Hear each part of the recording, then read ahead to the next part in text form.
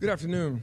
I want to thank everybody for being here. I want to thank all the members of the media and the press for the work you've been doing over these last several weeks.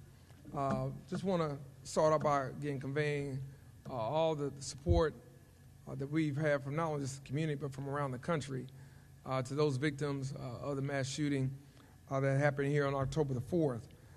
We know that there's still a long recovery process for many of those that are dealing with the trauma and the injuries, as well as their families that will be not just here as the physical wounds heal, but also as the mental wounds take many, many more weeks and months to truly heal, if they ever heal.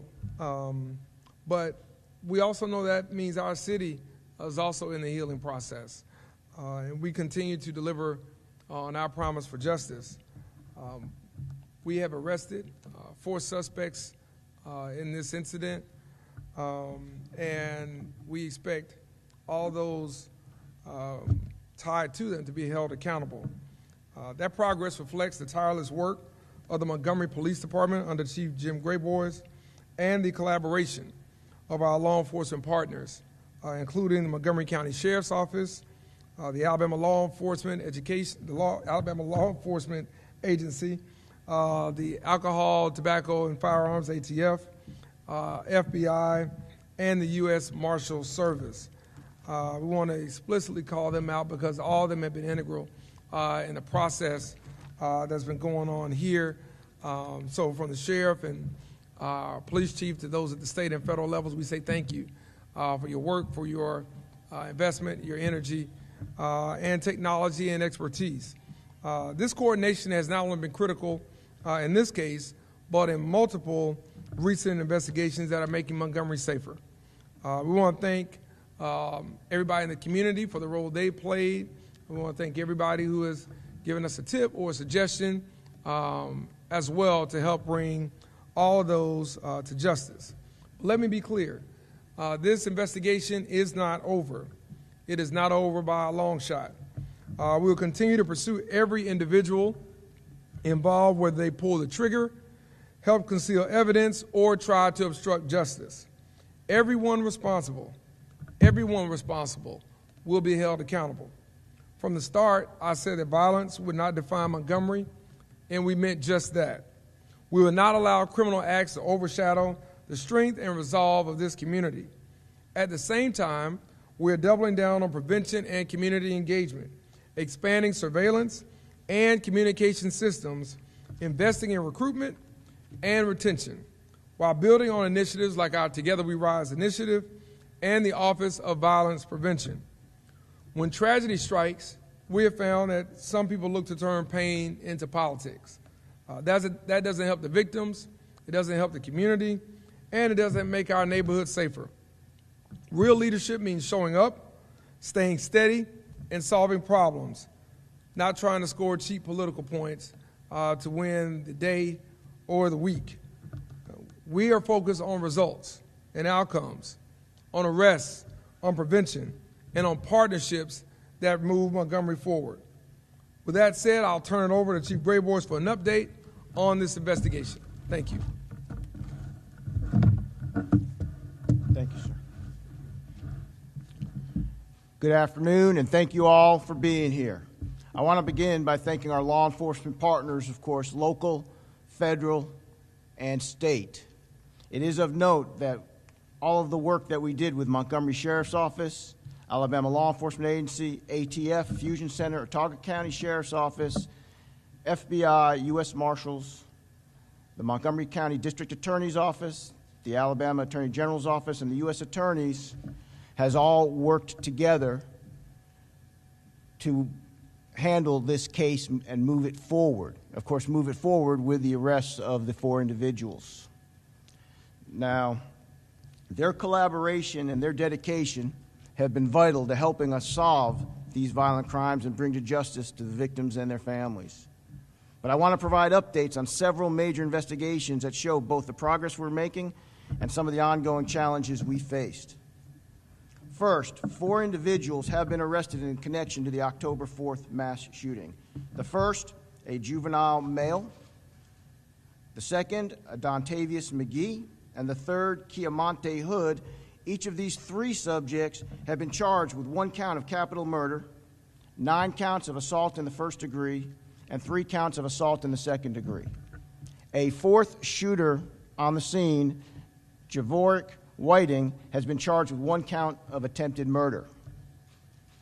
It has been brought to my attention today that, of course, that subject has bonded out on this attempted murder charge. These senseless acts of violence on October 4th, that claimed the lives of Shalonda Williams and Jeremiah Morris will not be forgotten. And personally, I'm so angry about it. I'm angry about every homicide. We are going to do everything we can to keep investigating this case. Our hearts are with their families and their friends and their loved ones as they mourn. We will continue to pursue justice until every person involved is either, whether they were involved directly or indirectly, they will be held accountable. If somebody is hindering us or hiding anybody who might be involved, you will face consequences. We are going over every piece of evidence with a fine-tooth comb. And so this investigation, of course, is going to continue until every individual is held accountable who needs to be held accountable. Now, I want to talk about some other things as well because they've been on my mind. And some of the things I'm going to talk about here are some other cases that we're working on. Over the course of the past month, we've arrested and charged Kadarius Griggs, age 19, in the shooting death of Eldrin Wright, age 22. He was killed on October 23rd, 2024, in the 1000 block of Liberty Square. As some of you all might be familiar, that was a 5th suspect that we developed and arrested in relation to the Liberty Square shooting of last year. I'm mentioning that because that also goes to my point that we don't care how long it takes. We're going to go and pursue every investigation till its full completion and until we get every individual we deem has been involved and charge them. In addition, we also charged Detrick Donnell Johnson, age 22. He got arrested with capital murder in the shooting death of Kendall Foy, which took place on September 14th, 2025. And of course, he was taken into custody on September 17th. Most recently, we arrested and charged Derrickana Dunklin, age 20, with murder in the stabbing death of Amari Capleton, age 19, which occurred in the 3200 block of Raintree Drive on September 21st. Each of these arrests reflects the hard work, persistence, and dedication of our detectives and our law enforcement partners. But these cases also highlight a serious ongoing concern.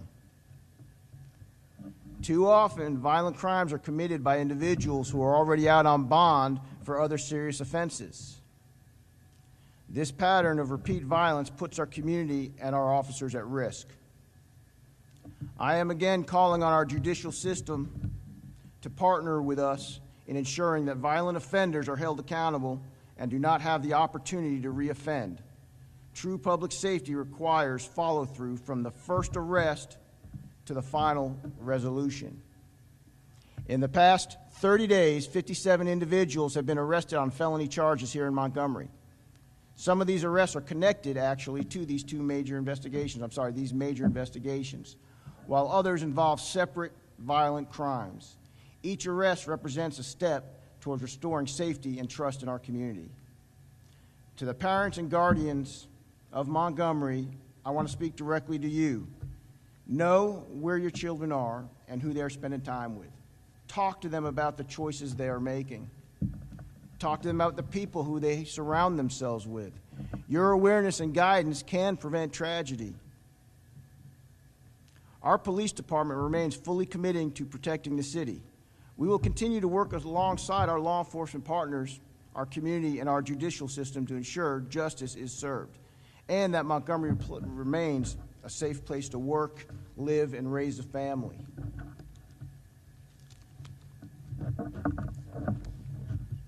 Be open for questions. Yes, sir. I believe a couple of weeks ago, Chief, you and the mayor were talking about getting that information from the public. And I think the phrase that was used, it was coming in, quote, like a fire hose. Are you still seeing that coming in from the public? Yes, the public response has been instrumental in helping us identify, even and locate suspects that we've taken into custody in relation to the October 4th shooting. And I would, of course, tell people, if you know anything, call us. As this investigation is still ongoing, we are going over lots of evidence. To give you an example, you probably have at least over 150 cameras that were downtown that in that area, so to speak, that we are literally perusing evidence from and actually garnering and examining to see how that fits into this case. There was lots of people involved in the incident that night. You know, some were, of course, innocent bystanders. Some were not. And, of course, you know, what we are doing is by going over all of that evidence, we're pinpointing everybody who is involved in this in a criminal manner, and we're not going to stop until, whether it's a minor criminal manner or a major, we don't care. We are going after everybody. If you were involved in the criminal aspect of that night, we're going after you. So that's why this investigation is going to continue. Yes, sir. In regards to the suspect that wanted out, do you think there was anything that should have been done differently by the justice system? I think that the subject bonding out shows that maybe we need to do some reform. Attempted murder, which is what that subject was charged with, does not fall under Anaya's law. That's really something that needs to be considered. $60,000 was the maximum bond you could get for that charge. So now, as police officers, we're going to do everything we can to arrest somebody and hold them accountable. But once they get arrested, what happens when it's in the justice system? What happens when they go before the judge who determines whether to hold them or not, or to utilize Anaya's law? What happens when they get sentenced? I mean, you know, I'm going to give another example because I'll tell you I am really angry because the fact of the matter is that individuals should not be acting the way these four individuals acted, and of course we charged them. But to give you an example, and I'm just pulling this literally randomly, we arrested on the 22nd of September Demetric McLemore for robbery first. Okay, 22nd of September, so less than a month ago. That subject, not only does he have a long criminal history, but back in 2023, I'm showing two things on my sheet here with him. For robbery second, he did a guilty plea. And apparently an arrest on the same date, and 7/31/23, arrest for robbery first. But he was already out for us to arrest him on the 22nd of last month. And these are just two of the violent felonies I'm looking at. If I look at another one, right behind him, I've got a subject we arrested also on September 22nd for robbery first and kidnapping, 2 counts of each. But then in 2023, I'm showing that the subject has a robbery first and a murder arrest. And now we have the subject who was charged with attempted murder, and he's out on bond 4 days after we arrested him. So the police can arrest, and we will arrest, and we will solve crimes. We're solving this one. And as I said before, 57 other crimes over the last 30 days that were serious felonies that we've solved. But what happens after they get arrested? There's a serious conversation that needs to be had, and I think we need assistance basically both legislatively and in the judicial system about what we're going to do. I think Anaya's law is a great law, but maybe it needs to be expanded. Maybe people need to use the discretion that Anaya's law gives them to hold people for trial when they've been arrested for violent felonies. Next question. Yes, ma'am.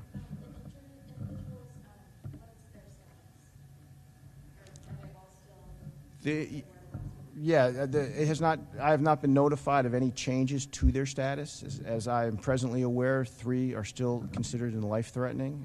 Of course, my prayers are with them. I want to see everybody recover from this. So we're just monitoring that. And of course, as conditions can change, charges can change as well. But we will pursue every avenue available to us to make sure that people are held accountable. Yes, sir. There were some reports right after the incident that some of the people who were down there, not to perpetrate the shooting, but happened to be armed and returned fire. If that was the case, you anticipate charges forthcoming for some of the people who were armed at the scene and responded to the fire with fire. As we investigate that, we will have to pinpoint who has criminal liability and who does not. Of course, that's one of the reasons why we're being so painstakingly methodical in going over all of the evidence. As I stated earlier, I mean, we're looking at over 150 cameras that were, because we've been going to all the businesses in the area, all of our own cameras in the area, body cams that all the officers were wearing, body cams that even people responding were wearing. We're having to reconstruct the whole incident so we know the proper people to charge. Now, the 4 we've already charged, those were the proper people to charge. That's why we charged them. But we're also looking at other individuals, that the video is picking up. And if charges are appropriate, they will be charged as well. Now, one of the reasons I mentioned about even indirect people possibly facing charges is because one thing we have found is that sometimes when we're looking for somebody, we might get lied to, where somebody's like, oh, I don't know this person, or oh, I don't know where they are. And if somebody obstructs us that way, well, then you know what? They're going to be held accountable on it. Or if somebody's hiding evidence or hiding a weapon on behalf of somebody involved, well, if we find that out, they're going to be held accountable on that. I mean, this investigation is going to last as long as it takes to hold everybody accountable. You go after the most dangerous people first, of course. But at the end of the day, you've got to keep that investigation going because you don't always know everything that the evidence will point out. But we will keep going on this, and we will hold everybody who's criminally liable responsible. Yes, sir.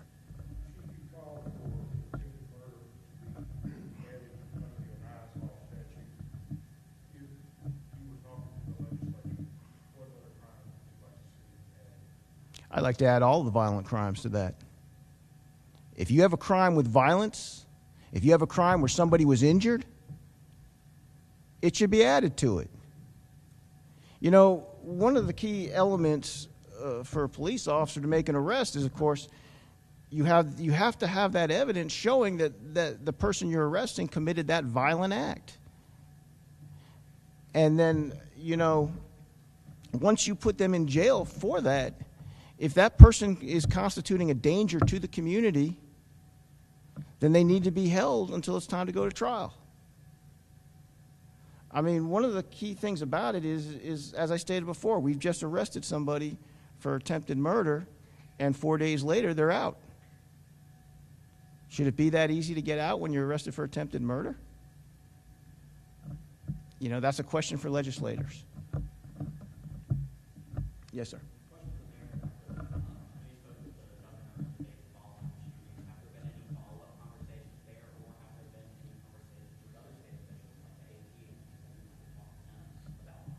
Yeah, I have not talked to them. I have spoken with some of our legislators about some of those issues and things that we can bring up around bail and bond issues, things that we've been seeing with repeat violent offenders.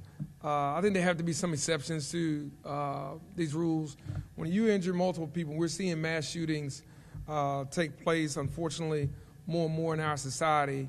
There have to be some exceptions to who's allowed to post bond and who's not, and under what circumstances. This, to me, is certainly one that should be a no-brainer. And I think too often, when mayors talk about this, it's viewed through some, not all, but some as, well, the mayors are obfuscating their responsibilities. When we're not doing that, we're highlighting the things that we know that we deal with day to day. Outside of this, I would be in South Alabama meeting with the 9 other mayors of the largest cities in this state.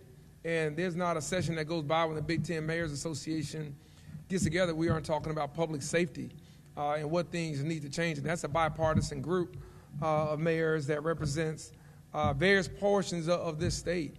And I think it's incumbent upon those at the state level not to allow these types of things to slip through the cracks. There have been mass shootings in this state over the last several years in other cities. So we've known what the possibilities could be. The thing we have to ask is whether it's the Attorney General, whether it's the state legislature, or anybody else, is what solutions have been proposed? What solutions have been initiated at the state level, even as mayors have sought to have more issues, whether it's a NIAS law or whether it's common sense gun reform laws, and other issues regarding bail and bond reform. Those are things that we shouldn't wait for the next mass shooting to happen. Something like this, where it's an attempted murder, for that to be a $60,000 bond to be the ceiling, that's a slap in the face to the victims. It's a slap in the face to this community and everybody involved. And we've got to think through how do you do things proactively when it comes to these type of legislative matters as opposed to reactive. Any other questions?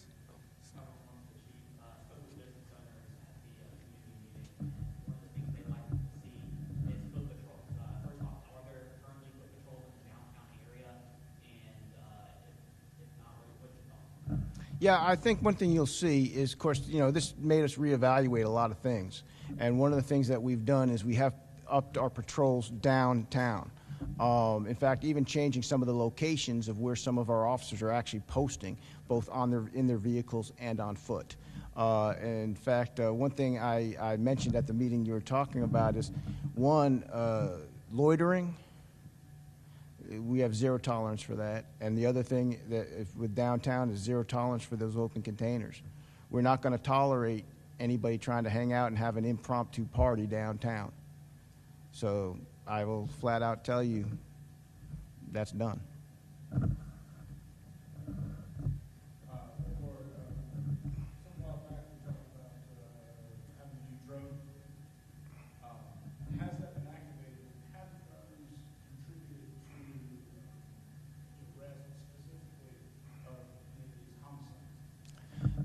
The drones are used in multiple ways. Now, drones were utilized in this investigation.